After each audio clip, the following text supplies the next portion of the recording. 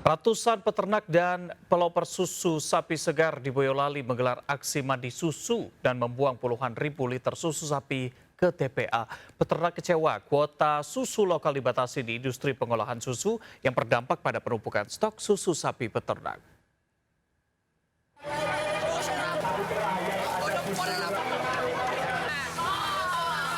Ratusan peternak dan peloper susu sapi membawa mobil pickup bermuatan puluhan ton susu sapi di Boyolali, Jawa Tengah. Berkumpul di monumen, mereka melakukan aksi mandi menggunakan susu sapi segar. Ada pula peternak sengaja berendam di tabung susu. Susu sapi juga dibagikan gratis kepada pengguna jalan. Aksi ini sebagai bentuk protes pembatasan kuota susu lokal masuk ke pabrik atau industri pengolahan susu IPS. Kuota susu lokal masuk ke IPS dibatasi 20%, sisanya 80% dipasok dari susu impor.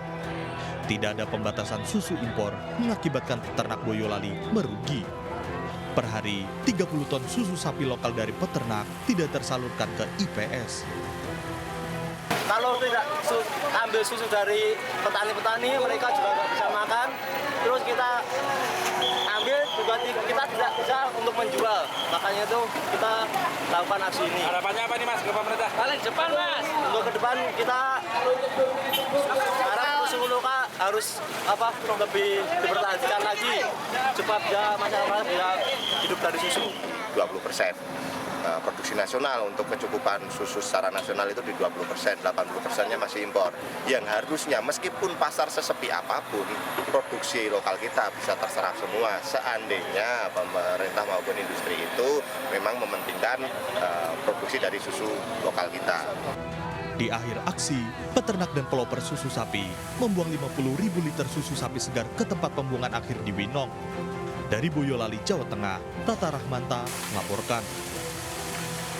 Tawuran dua kelompok warga kembali terjadi di Klender, Duren Sawit, Jakarta Timur. Seorang pelaku tertabrak kereta api saat tawuran meluas dari badan jalan ke perlintasan rel.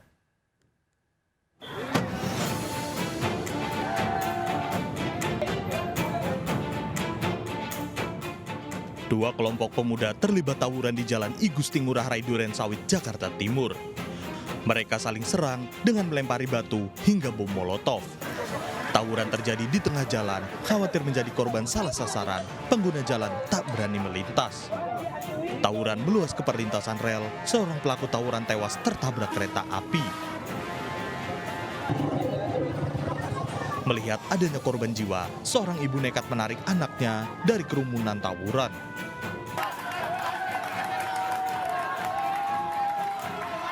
Polisi kewalahan membubarkan tawuran, tak diketahui penyebabnya, sebagian warga melayangkan protes.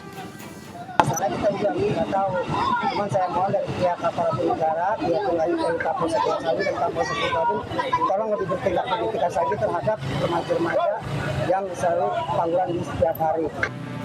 Polisi meminta keterangan sejumlah saksi guna menyelidiki pemicu tawuran. Pelaku tawuran tewas tertabrak kereta api dibawa ke rumah sakit Polri. Dari Jakarta, Rizky Falu melaporkan. Pemirsa, 33 anggota TNI diduga terlibat penyerangan warga Sibiru-Biru, Deli Serdang diperiksa di Pomdam 1 Bukit Barisan. Akibat penyerangan, seorang warga tewas dan 8 luka-luka.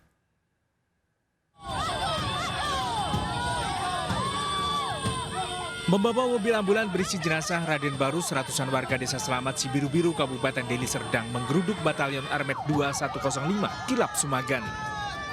Warga memprotes penyerangan yang dilakukan oleh puluhan anggota TNI pada Jumat malam. Penyerangan terhadap warga desa Selamat diduga karena cekcok. Salah satu anggota TNI kemudian mengajak rekan-rekannya sesama anggota TNI membalas dendam. Mereka kemudian beramai-ramai mendatangi warga desa Selamat dan menganiaya sejumlah warga. Salah satunya Rofikar Sanjaya Tarigan yang dianiaya saat keluar rumah hendak membeli rokok. Itu saya lari ke rumah nenek, rumah nenek kan, di situ didobrak bang, lalu ditanya, mana adik saya yang bernama Terginting? Saya buka pintu itu saya diseret keluar, setelah saya diseret keluar lalu saya dipukuli.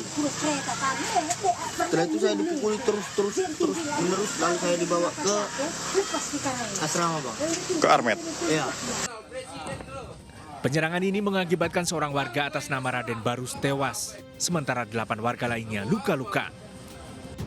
Pasca penyerangan terhadap warga Desa Selamat, sebanyak 33 anggota TNI diperiksa di Polisi Militer Kodam 1 Bukit Barisan untuk mempertanggungjawabkan perbuatannya.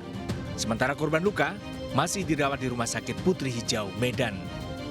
Dari Medan, Sumatera Utara, Aminur Rashid, iNews, melaporkan.